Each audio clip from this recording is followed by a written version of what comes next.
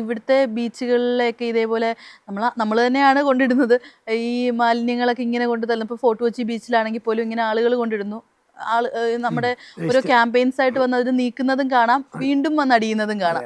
അപ്പൊ ഇതൊക്കെ കാണുമ്പോഴത്തേക്ക് വിഷമം തോന്നാറുണ്ട്. ഇങ്ങനെ അത് ഈ നഴ്സറി ക്ലാസ് മുതലേ പരിശീലിപ്പിക്കണം. കതിരയിലെ വളം വെച്ചിട്ട് കാര്യമില്ല.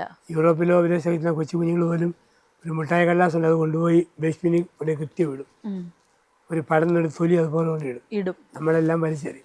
ഇവിടെ പക്ഷെ പ്രോപ്പറായിട്ട് വേസ്റ്റ് ബിൻസും അങ്ങനെ വെച്ചിട്ടില്ലല്ലോ. ഉണ്ടേ തന്നെ ആൾക്കാർ ശ്രദ്ധിക്കത്തില്ല. ചില ടൂറിസം കേന്ദ്രങ്ങളൊക്കെ ഉണ്ട്. കാരണം നമുക്ക് ഗതികേടിന് പബ്ലിക് റോഡ് എന്നതിന്റെ മലയാള തർജ്ജിമ പൊതു നിരത്തുന്നതാണ്. ആൾക്കാർ ധരിച്ച പൊതുവായ സാധനം മൊത്തം നിരത്താനുള്ള സ്ഥലം. അതാണ് ഏറ്റവും വലിയ അപകടം. അതിന് കൊച്ചു ക്ലാസ് മുതലേ പരിശീലിപ്പിച്ച് ചെയ്യണം. നമ്മുടെ ശരിക്കും പറഞ്ഞാൽ ഈ കുട്ടികൾക്ക് അവരുടെ സ്കൂളിൽ പഠിക്കുന്ന സബ്ജക്ട്സിൽ ഒരു പീരീഡ് ആയിട്ട് വെക്കണം അല്ലേ? ബേസിക് ടീച്ചർമാർ പറഞ്ഞു കൊടുക്കുന്നൊക്കെ ഉണ്ട്. ചെറിയ മാറ്റവും വരുന്നുണ്ടായിരിക്കും പൊതുവിൽ. ആ ഒരു സംഭവം കൂടെ അച്ഛൻ്റെ കുട്ടികൾക്ക് അപ്പോൾ ഇത് പറഞ്ഞു കൊടുക്കാറുണ്ടോ സഭയിലെ കുട്ടികൾക്ക്? അതുപോലെ നമ്മുടെ ക്ലാസ്സിൽ പങ്കെടുക്കുന്ന സ്കൂൾ കുട്ടികൾ, കോളേജ് കുട്ടികൾ അവരോടൊക്കെ പറയാറുണ്ട്. നമ്മൾ വൃത്തി ശുദ്ധി മുറിക്കകത്തും ചുറ്റുപാടുകളും സൂക്ഷിക്കണം. അതും ദൈവീകതയുടെ ഭാഗമാണ്, വിശുദ്ധിയും വൃത്തിയും. നമ്മൾ ഈ വൃത്തിയുടെ കാര്യം പറഞ്ഞപ്പോഴാണ് നമ്മളിങ്ങനെ പഴയ ആളുകളൊക്കെ പറഞ്ഞു കേൾക്കാം. നമ്മളിപ്പോൾ വീട്ടിലാണെങ്കിലും നമ്മൾ രാത്രി കിടക്കുന്ന സമയത്ത് നമ്മൾ അടുക്കളയിലാണെങ്കിൽ പോലും പാത്രങ്ങളായാലും ഒന്ന് വലിച്ചു വാരിയിട്ട് അഴുക്ക് പാത്രങ്ങളൊന്നും ഇട്ടിട്ട് കിടക്കരുത്, ഐശ്വര്യം ഉണ്ടാവില്ല. ഇതിലൊക്കെ സത്യമുണ്ടോ? പക്ഷേ നമുക്ക് അങ്ങനെ വ്യാഖ്യാനിക്കാൻ പറ്റിയല്ലെങ്കിലും വൃത്തിയില്ലേ ഒരു പൈശാചികതയാണ്. കാരണം വൃത്തിയില്ലാത്തതിരുന്ന് പ്രാർത്ഥിക്കാൻ തോന്നിയാൽ, വൃത്തിയില്ലാത്ത മുന്നിൽ നിന്ന് പഠിക്കാൻ തോന്നിയാൽ, സംസാരിക്കാൻ തോന്നിയാൽ അന്തരീക്ഷം മലിനമാവുമല്ലോ. നല്ല ദിവസം നീറ്റാണ്, നമുക്ക് കുറെ കൂടി ഒന്ന് പറയാനും ചിന്തിക്കാനും ഒക്കെ നമുക്ക് പറ്റും. അതുപോലെ മനസ്സും ശുദ്ധമായിട്ടിരിക്കും. നമ്മൾ പറയും, ഭാരതീയ പരമത്തിൽ പറയും, പാത്രശുദ്ധി, പദാർത്ഥശുദ്ധി, പാചകശുദ്ധി. ഉപയോഗിക്കുന്ന പാത്രത്തിന്റെ വൃത്തി, പദാർത്ഥത്തിന്റെ വൃത്തി, കുടിക്കുന്ന എന്തും ഓരോന്നും ഉണ്ടാക്കുന്ന ഐറ്റങ്ങൾ. അതുപോലെ പാചകശുദ്ധി, ദേഹത്ത് വൃത്തി വേണം. കുക്ക് ചെയ്യുന്ന ദേഹത്തെ ആ 3 വൃത്തിയും വേണം. അപ്പോൾ അച്ഛൻ്റെ അടുത്ത് ഈ പറയുന്ന പോലെ ഒരുപാട് പേര് ഈ കൗൺസിലിങ്ങിനും ഒക്കെ വരുന്നുണ്ട്. അപ്പം ചെറിയ ചെറിയ പ്രശ്നങ്ങളായിട്ട് വരുന്നവർ കാണുമല്ലോ. അപ്പോൾ ഏതൊരു ചെറിയ പ്രശ്നമാണെങ്കിലും നമ്മളിപ്പോൾ ചില ആളുകളുടെ അടുത്ത് എന്തെങ്കിലും ഒരു ചെറിയ പ്രശ്നം പറയുമ്പോൾ ചില ആളുകൾ പറയുന്നേക്കാം, നിങ്ങളുടെ കാര്യം ഇപ്പോൾ ഇത്രയൊക്കെയല്ലേ ഉള്ളല്ലോ, നമ്മൾ ഇതിലും വലുതൊക്കെ കടന്നു വന്നിട്ടുണ്ട്. അപ്പം കുഞ്ഞു കുഞ്ഞു പ്രശ്നങ്ങളായിട്ട് വരുന്നവരെ അങ്ങനെ പറഞ്ഞ് ഒഴിവാക്കുന്ന പലരെ നമ്മൾ കണ്ടിട്ടുണ്ട്. അതിനോട് അച്ഛൻ എന്താ പറയാനുള്ളത്? ഒരാൾക്ക് അയാളുടെ പ്രശ്നം എത്രത്തോളമാണെന്ന് അയാൾക്കല്ലേ അറിയാൻ പറ്റുള്ളൂ. അങ്ങനെ വരുന്നവരോട് അച്ഛൻ എന്താ പറയാനുള്ളത്? ആര് വന്നാലും അവരെ കേൾക്കും, അവർക്ക് ആവശ്യമായ ഉപദേശം കൊടുക്കും, പങ്കുവയ്ക്കലും നടത്തും. അതിൻ്റെ മുഴുപ്പോ ചെറുപ്പോ ഒന്നും നോക്കൂല. കാരണം വരുന്നവർക്ക് പ്രശ്നം ഉണ്ടായിട്ടാണല്ലോ വരുന്നത്. അപ്പോൾ അതവർക്ക് വേദനിപ്പിക്കുന്ന പ്രശ്നമായിരിക്കുമല്ലോ. ആ രീതി ഒരു കൗൺസിലിംഗ് ചെയ്യുന്ന ഒരാൾക്ക് വേണ്ട ഏറ്റവും നല്ലൊരു ക്വാളിറ്റി എന്തായിരിക്കും? ശ്രദ്ധ, ക്ഷമാപൂർവമായ ശ്രദ്ധ. അത് ഒന്നും പറഞ്ഞില്ലേ പോലും കുറെ കേട്ട് കഴിയുമ്പോൾ തന്നെ വരുന്ന ആൾക്കാരുണ്ടാവും. അങ്ങനെ എല്ലാവരും അങ്ങനെ ശ്രദ്ധയുള്ളവർ തന്നെയാണോ? ചെയ്യണം, ആയിരിക്കണം, ബേസിക് ക്വാളിറ്റി ആണല്ലോ. അതെ. അച്ഛന്മാരെന്ന് പറയുമ്പോഴത്തേക്ക് എപ്പോഴും കൂടുതൽ സമയം അവരെ ശാന്തരായിട്ടാണ് കാണുന്നത്.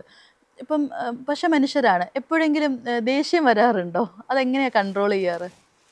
നമ്മളൊരു മര്യാദയില്ലാത്ത പെരുമാറ്റം കാണുമ്പോൾ ദേഷ്യം വരാം, ചില രീതി വരുമ്പോൾ കൺട്രോൾ ചെയ്യാം. അപ്പോൾ അതിൻ്റെ ആളോട് ആ സമയത്ത് തന്നെ നമ്മൾ മര്യാദയ്ക്ക് അതിൻ്റെ മറുപടി പറയും.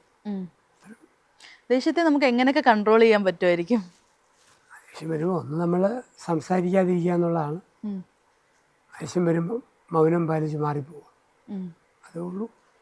എന്നുവെച്ചാൽ അല്പം ശാന്തമായി കഴിയുമ്പോൾ വരിക. അപ്പം നമ്മൾ ഒരു ബക്കറ്റ് നിറയെ കലക്ക വെള്ളം എടുക്കുമ്പോൾ വെള്ളം കലങ്ങി കിടക്കും. അതിൻ്റെ എക്കലൊക്കെ അടിഞ്ഞു കഴിയുമ്പം വെള്ളം കണ്ണാടി പോലാവും. ഇതുപോലെ കോപിക്കുമ്പം കലക്ക വെള്ളം പോലെ. കുറച്ച് ശാന്തമായി ഇരുന്ന് വല്ലതും വായിച്ചോ അല്ലെങ്കിൽ TV കണ്ടോ ഒക്കെ ഇരുന്ന് കഴിയുമ്പോൾ അതങ്ങ് അടിഞ്ഞടിഞ്ഞടിഞ്ഞ് മനസ്സിൽ തെളിയുമ്പോൾ നമ്മൾ പറയുന്ന വാക്കിനും തെളിച്ചോ. കലങ്ങുമ്പം പറയുന്ന വാക്കും കലക്കും. ഇപ്പോൾ ഈ പറഞ്ഞ പോലെ ഇത് പറഞ്ഞപ്പോഴും ഓർത്തത് പലരും പറയാറുണ്ട് നമ്മൾ അത്ര ദേഷ്യം വന്നിരിക്കുമ്പോഴാണെങ്കിലും അല്ലെങ്കിൽ ഒരുപാട് സന്തോഷം വന്നിരിക്കുമ്പോഴായാലും നമ്മളൊരു തീരുമാനം എടുക്കരുതെന്ന്. അച്ഛന് അത് കേട്ടിട്ടുണ്ടോ അങ്ങനെ പറയുന്നൊരു സംഭവം? നമ്മൾ അതൊരു കുടുംബജീവിതത്തിൻ്റെ 3 തിയറികളാണ്. ആ ഒന്ന്, കോപം വരുമ്പോൾ സംസാരിക്കരുത്. 2, നിരാശ വരുമ്പോൾ തീരുമാനം എടുക്കരുത്. 3, ആഹ്ലാദം വരുമ്പോൾ വാഗ്ദാനം കൊടുക്കരുത്. ഉം. അത് 3 പോളിസികളാണ്. അതെന്താ അത് ഡിഫൈൻ ചെയ്യുന്നത് കൂടുതലായിട്ട്? അല്ല, അങ്ങനെ വന്നു കഴിഞ്ഞാൽ പിന്നീട് ദുഃഖിക്കേണ്ടി വരും. ഉം. ഓരോന്നിനും ഇപ്പോൾ വാഗ്ദാനം കൊടുത്തിട്ട് പാലിച്ചില്ലേ പിന്നീട് ദുഃഖിക്കേണ്ടി വരും. അതെ. നിരാശയോടെ തീരുമാനം എടുത്താൽ പിന്നെ തകരും. വായിന്ന് പോയ വാക്കും കയ്യിൽ നിന്ന് പോയ കല്ലും തിരിച്ചു പിടിക്കാൻ പറ്റിയല്ലോ. പറയുന്ന വാക്കും ശ്രദ്ധിക്കാം. നമ്മളിപ്പോൾ കുടുംബജീവിതത്തിനെ കുറിച്ച് പറയുന്ന സമയത്ത് ഇപ്പോൾ നമ്മൾ ഈയിടെ ഈ കുറച്ച് ദിവസങ്ങളിലായിട്ട് ഒരുപാട് പെൺകുട്ടികൾ ആത്മഹത്യ ചെയ്യുന്നതായിട്ട് കണ്ടിട്ടുണ്ട്. അച്ഛൻ ന്യൂസൊക്കെ കണ്ടിരുന്നു. അതിപ്പം ഒന്ന് ചിലരൊന്നും മനബലമില്ലാത്തത് ചെയ്യും, ഒന്ന്. പിന്നെ ക്രൂരത കൊണ്ട് സഹിക്കാൻ മേലാതെ ചെയ്യും. പല കാറ്റഗറി ഉണ്ടല്ലോ. അതെ. ചിലൊന്നും ചെയ്യേണ്ടവരല്ല, നല്ല പഠിത്തവും അറിവും ഒക്കെ ഉള്ളവരെ വേറെ എന്തെല്ലാം സാഹചര്യങ്ങളോടെ രക്ഷപ്പെട്ടു പോവേ ആത്മഹത്യ അത് അങ്ങനെ അതൊരു അതിൻ്റെ ഒരു ന്യായീകരണമൊന്നുമില്ല. ചിലർക്ക് ഒട്ടും സഹിക്കാൻ മേല. അപ്പം പല രീതിയിലാണ്. അപ്പോൾ ഒന്ന് ഓരോരുത്തരും ഓരോ അന്നൻ്റെ റേഞ്ചിലങ്ങ് ചെയ്തു പോകും. ഈ പറയുന്ന പോലെ സ്ത്രീധനത്തിൻ്റെ പേരിലും അങ്ങനെ ഒരുപാട് രീതികളിൽ ഇവരെ ഇങ്ങനെ പീഡിപ്പിക്കുന്നതായിട്ടൊക്കെ കേട്ടിട്ടുണ്ട്.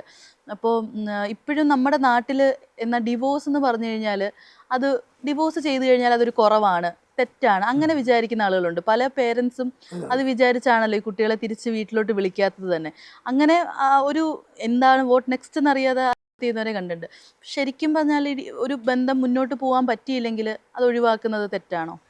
അത് ഓരോരുത്തരുടെ ജീവിത സാഹചര്യം അനുസരിച്ചാണ് എന്തിനു വേണ്ടിയാണ് ഇത് പോകുന്നതെന്നുള്ളതാണ്. പിന്നെ ഇത്രയേ ഉള്ളൂ, ഡിവോഴ്സ് കഴിഞ്ഞാൽ പിന്നെ ആരും സെക്കൻഡ് ക്വാളിറ്റി ആയി, വിലയില്ല.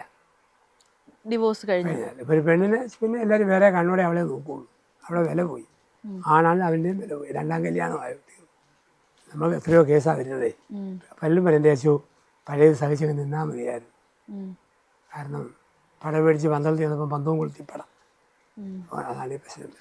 പക്ഷേ ഈ 2ാം ക്വാളിറ്റി ആണെന്ന് പറയുന്നതും അത് ആളുകളുടെ ഇടയിലൊരു തെറ്റായ മനോഭാവമല്ലേ? അല്ല, അത് കെട്ടുന്ന പുരുഷനെ തോന്നല, രണ്ടാമത് കെട്ടുന്ന ആൾക്ക്, കെട്ടിക്കുന്ന പെണ്ണിനും അതെ. അപ്പോൾ അത് സമൂഹത്തിൽ വലിയ പ്രശ്നം അതിനകത്തുണ്ട്. പിന്നെ ജീവിക്കാൻ വരയ്ക്ക് കെട്ടിപ്പോവുക നമ്മളെല്ലാം. ശരിക്കും പക്ഷെ അതിനൊക്കെ ഒരു മാറ്റം വരുത്തേണ്ടതല്ലേ? അല്ല, അങ്ങനെ മാറ്റം വരുന്നത് ഒരു ചെയ്യുന്നവർ തീരുമാനിക്കണം മാറ്റണോ വേണ്ടിയാണ്. അത് അച്ഛന്മാർ പറയേണ്ടതല്ലല്ലോ. അത് അവരവൻ്റെ ജീവിതത്തിൽ ഞങ്ങളുമായിട്ട് ബന്ധപ്പെട്ട കാര്യമല്ല. അല്ല, പറഞ്ഞു കൊടുക്കും, ഒരുമിച്ച് നിൽക്കാൻ പറയും, മാർഗമില്ല നിങ്ങളുടെ വഴി, പിരിയാൻ ഒരിക്കലും പറയാൻ. പിന്നെ പിരി കഴിഞ്ഞാൽ ബാക്കിയുള്ളത് അവരനുഭവിച്ചോളും. നല്ലതാണെങ്കിലും മോശമാണ്. അപ്പം അതിനകത്തൊരു തിയറിയായിട്ട് ആർക്കും ഒന്നും പഠിപ്പിക്കാൻ പറ്റുമല്ലോ ആ ഒരു കാര്യത്തിൽ. അത് ഇൻഡിവിജ്വലാണ്, വ്യക്തിപരമായ ചോയ്സാണ്. നമുക്കതിനകത്ത് പറയാനുള്ള അവകാശമില്ല. അങ്ങനെ ആളുടെ അവസ്ഥയിലല്ലോ നമ്മുടെ മാനസികാവസ്ഥയെ. പിന്നെ ഓരോരുത്തർക്കും ഓരോ രീതി വന്നു പോകുന്നതല്ലേ. ആരും പിരിയാൻ വേണ്ടി കെട്ടിയതല്ലല്ലോ, സാഹചര്യങ്ങൾ വരുന്നതല്ലേ. പിന്നെ അത് അവർ തന്നെ ഫേസ് ചെയ്യുക, നമ്മൾ സപ്പോർട്ട് കൊടുത്ത് കൂടെ നിൽക്കാന്ന്. സൗഹൃദങ്ങൾ, അച്ഛൻ്റെ സൗഹൃദങ്ങൾ എങ്ങനെയാണ്? എനിക്കങ്ങനെ എല്ലാവരും സകലരോടും, പ്രത്യേകിച്ച് നല്ല വായനയുള്ളവരോട് നല്ല സൗഹൃദമുണ്ട്, അറിവുള്ളവരോട് സൗഹൃദമുണ്ട്, പിന്നെ എല്ലാവരോടും. കുട്ടിക്കാലം മുതലുള്ള കൂട്ടുകാർ അങ്ങനെ നിലനിന്ന് പോകുന്ന ഇഷ്ടം പോലെ 10-60 വർഷമായിട്ടുള്ളവർ കുട്ടിക്കാലം 2-3 വയസ്സുള്ള കാലത്ത് ഒരുമിച്ച് പഠിച്ചവരും ഇപ്പോഴും ഉണ്ട്. കോളേജിലൊക്കെ പിരിഞ്ഞിട്ട് തന്നെ 40 വർഷം കഴിഞ്ഞു. എന്നാലും അന്നുള്ളവരെല്ലാം ഇന്നും നമ്മുടെ മനസ്സിൽ ആൾക്കാരുണ്ട്. ഈ ചെറുപ്പം മുതലുള്ള ഫ്രണ്ട്ഷിപ്പ് നിലനിർത്തുക എന്ന് പറഞ്ഞു കഴിഞ്ഞാൽ അത് വളരെ ചുരുക്കം പേർക്കേ അത് സാധിക്കത്തുള്ളൂ.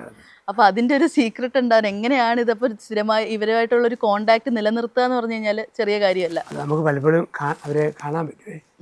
ഇങ്ങനെ ധ്യാനിപ്പിക്കാനൊക്കെ ചെല്ലുമ്പോഴേ പല സ്ഥലങ്ങളിലും കാണുകയും വർത്താനം പറയുകയും, അപ്പം അങ്ങനെയുള്ളൊരു ബന്ധം ആ തലത്തിൽ നമ്മൾ എപ്പോഴും ഫ്രീക്വൻ്റായിട്ട് കാണാൻ പറ്റുന്നതാണ് അടിസ്ഥാനപരമായിട്ടുള്ള ബലം. കാണുന്നു, കണ്ടു മിണ്ടാൻ പറ്റുന്നു, അതാണ് അതിൻ്റെ ഒരു ബലം. രാജകന്യക മൂവി, അപ്പോൾ ഇതിന് ശേഷം ഇനിയും അച്ഛൻ ഇതുപോലെയുള്ള നല്ല കഥാപാത്രങ്ങൾ വന്നു കഴിഞ്ഞാൽ ചെയ്യുമോ? ഇതുപോലെ ഒത്തുവരുന്നതാണെന്ന് കേട്ടോ. ആൾക്കാർക്ക് ഒരു ഉപകാരമുണ്ട്, അത് നന്മയാണെന്ന് തോന്നിയാൽ വന്നാൽ ചെയ്യും. ഓക്കെ, അപ്പോൾ നമ്മൾ വൈൻഡപ്പ് ചെയ്യുന്നതിന് മുമ്പ് നമ്മൾ ഒരുപാട് കാര്യങ്ങൾ സംസാരിച്ച് തീർത്തു. അപ്പോൾ അച്ഛൻ്റെ അടുത്ത് നന്മയുടെ ഒരു ഡെഫിനിഷൻ എന്താണെന്ന് ചോദിച്ചു കഴിഞ്ഞാൽ, നന്മ എങ്ങനെയൊക്കെ നമുക്ക്? നന്മ എന്ന് പറഞ്ഞു കഴിഞ്ഞാൽ ചെയ്യുന്നവൻ്റെ മനസ്സിന് ഒരു സന്തോഷവും സ്വീകരിക്കുന്നവർക്കും ഒരു സന്തോഷവും. നന്മ നന്മ. അത് വാക്കാണെങ്കിലും പ്രവൃത്തിയാണെങ്കിലും ചെയ്യുന്നവന് സുഖവും ചുറ്റുമുള്ളവർക്ക് മുറിവുമാണെങ്കിൽ അത് തന്നെ. അത്രേ ഉള്ളൂ. അപ്പോൾ എന്തായാലും അച്ഛൻ്റെ കൂടെ ഇത്രയും നേരം സംസാരിച്ചതിൽ ഒരുപാട് സന്തോഷം. Thank you so much. എല്ലാ നന്മകളും.